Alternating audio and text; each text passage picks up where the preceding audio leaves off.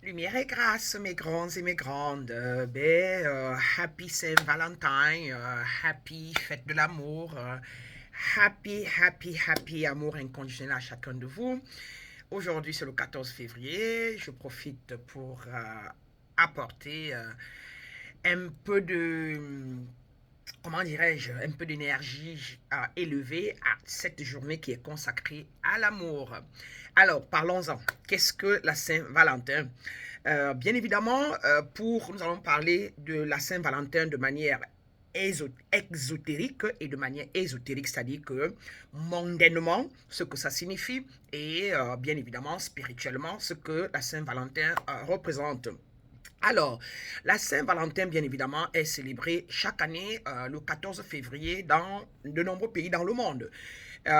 C'est une journée qui est souvent associée à l'amour romantique, à l'expression des sentiments et surtout à l'affection envers des personnes aimées.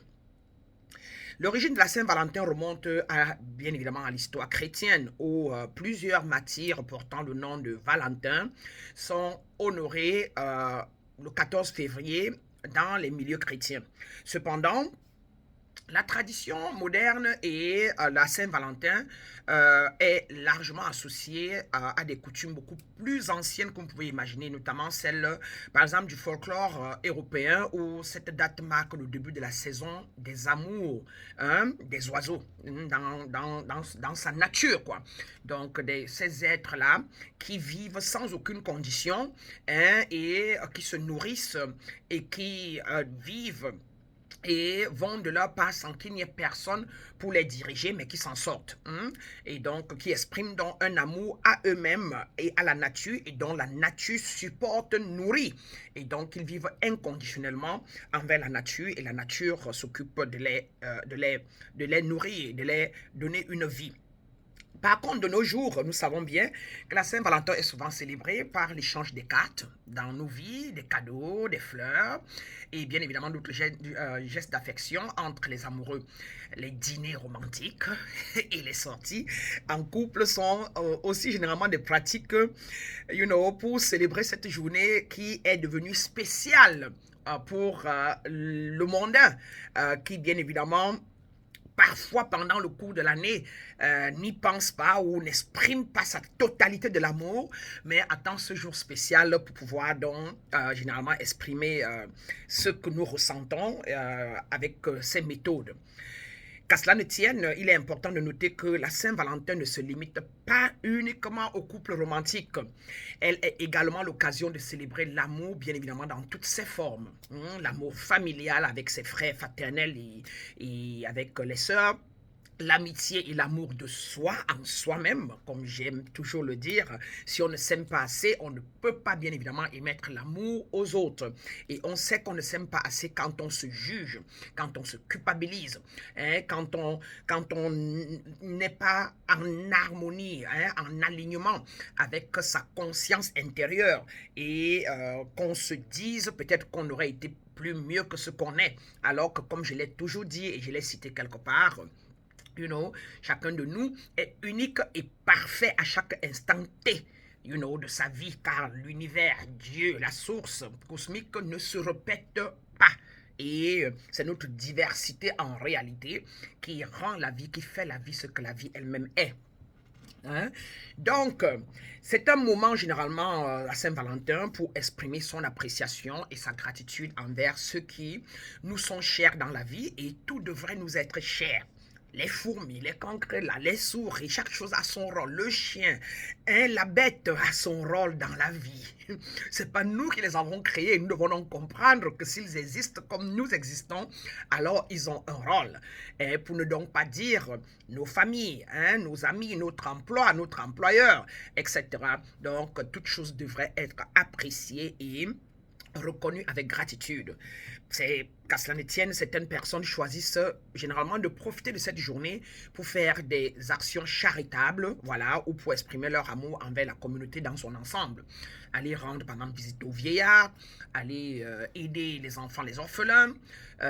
C'est comme ça que beaucoup de personnes choisissent parfois de pouvoir démontrer leur amour dans la vie mondaine en général, mais comme nous disons toujours, de par la polarité de la vie, ce qui est à l'intérieur est comme à l'extérieur. Donc, pas de problème à ça. Et nous savons bien, donc, en fin de compte, la Saint-Valentin est une association, est une occasion, bien évidemment, de célébrer et de valoriser les relations humaines, l'affection et l'amour sous toutes les formes. Comment on appelle ça encore? Cette chimie, hein, cette chimie, l'amour, l'affection, cette chimie qui régit toute chose, ce pourquoi tout le monde se bat, ce pourquoi tout le monde meurt, ce pourquoi hein, nous nous sentons frustrés quand nous n'avons pas, quand nous ne recevons pas. Bien, bref, la Saint-Valentin, c'est une journée qui nous rappelle l'importance de l'amour dans nos vies et nous donne l'occasion, bien évidemment, de célébrer de manière significative cette chimie de la vie. Sur ce, mes grands et mes grandes, parlons de cela, parlons de la Saint-Valentin ou encore de la fête de l'amour de manière ésotérique, c'est-à-dire que intérieure, de manière spirituelle, de manière beaucoup plus subjective. Alors, la Saint-Valentin, par contre, est, comme je l'ai dit, est toujours associée à l'amour romantique et aux expressions d'affection entre les partenaires clair, donc partenaire familial, etc. et tout ça. Cependant, d'un point de vue spirituel, cette journée peut être perçue comme une opportunité de cultiver un amour plus profond et plus significatif qui transcende les relations individuelles et s'étende dans toute l'humanité. Comme quoi, l'amour n'est pas que celui du physique. Nous devons exprimer l'amour et la Saint-Valentin devrait s'étendre généralement dans la vie de tous les jours et à toutes les secondes et en toutes les minutes et venant du profond de nos cœurs et se lier aux autres par rapport à leur étincelle divine, à la nôtre, car nous sommes des êtres spirituels. Avec l'éveil spirituel, par exemple, l'éveil spirituel implique souvent une expansion de la conscience et une compréhension plus profonde de notre connexion avec le monde qui nous entoure. Dans cette perspective, mes grands, la Saint-Valentin peut être considéré comme une invitation pour l'être en plein éveil à élargir notre concept de l'amour pour inclure l'amour sans aucune condition, donc l'amour inconditionnel. C'est ça pour l'éveiller. Et c'est pour ça qu'on s'éveille. On s'éveille, on éveille quoi? Notre conscience, on éveille quoi? Notre étincelle divine, on éveille quoi?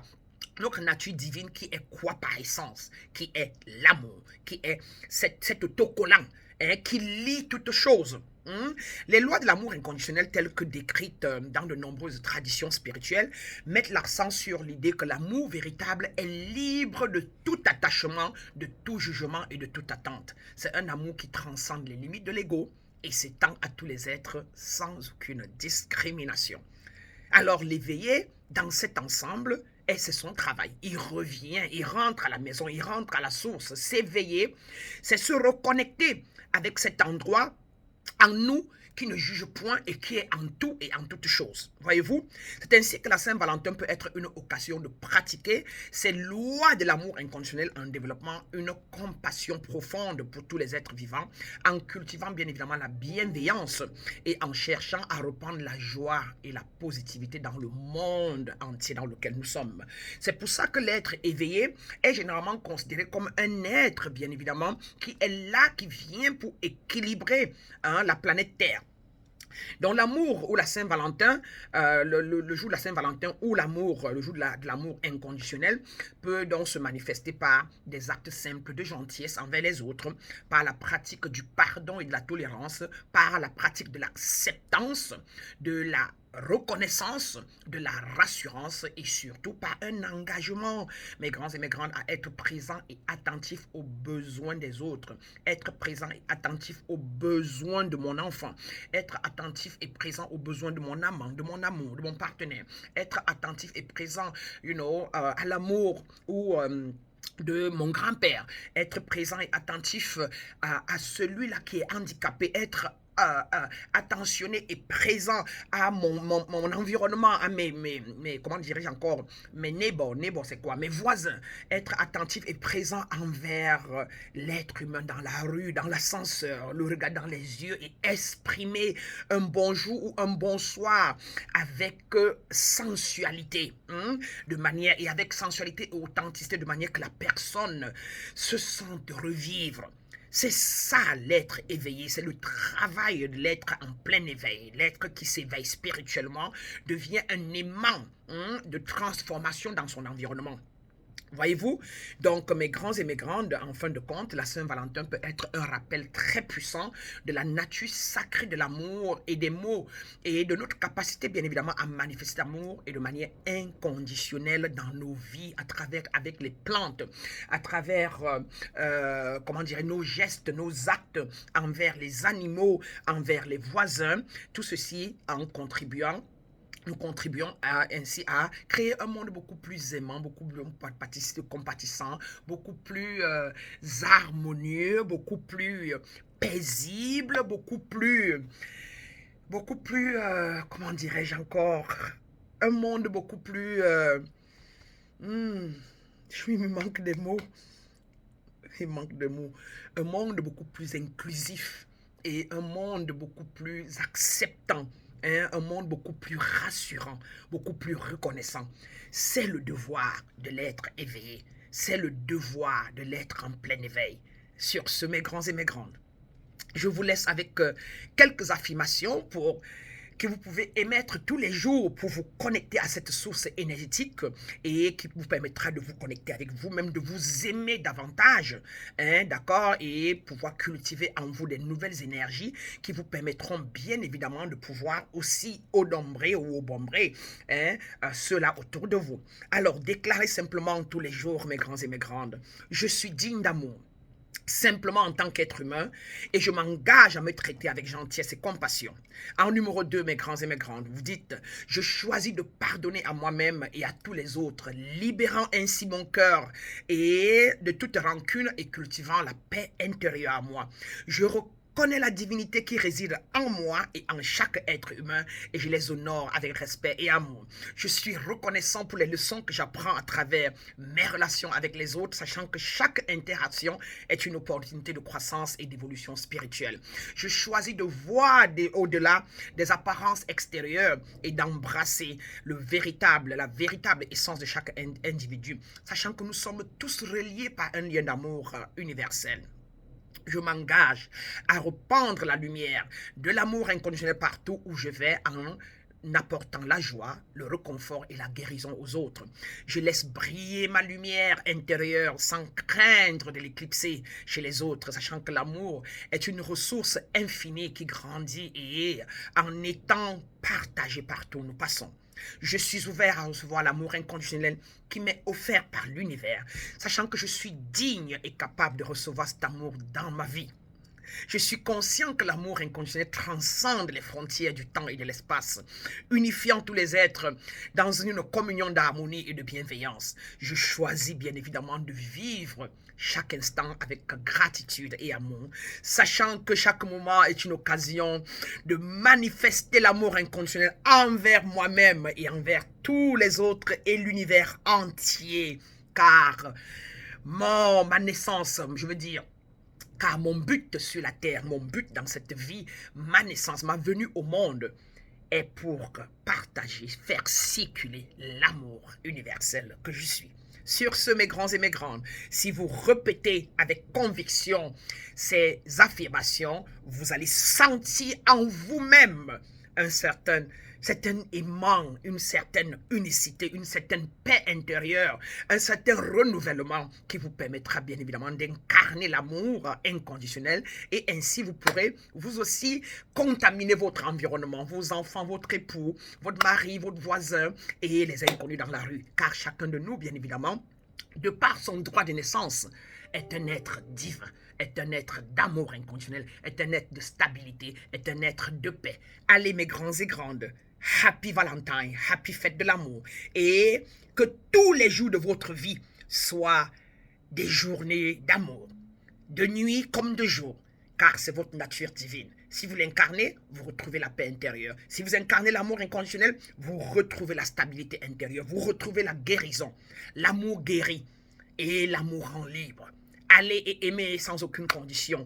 Vivez dans le monde, mais détachez du monde. Ceci a été dit, fait et accompli pour vous aujourd'hui. J'ai cité ici pour vous, Maître Prana, lumière et grâce, mes grands et mes grands.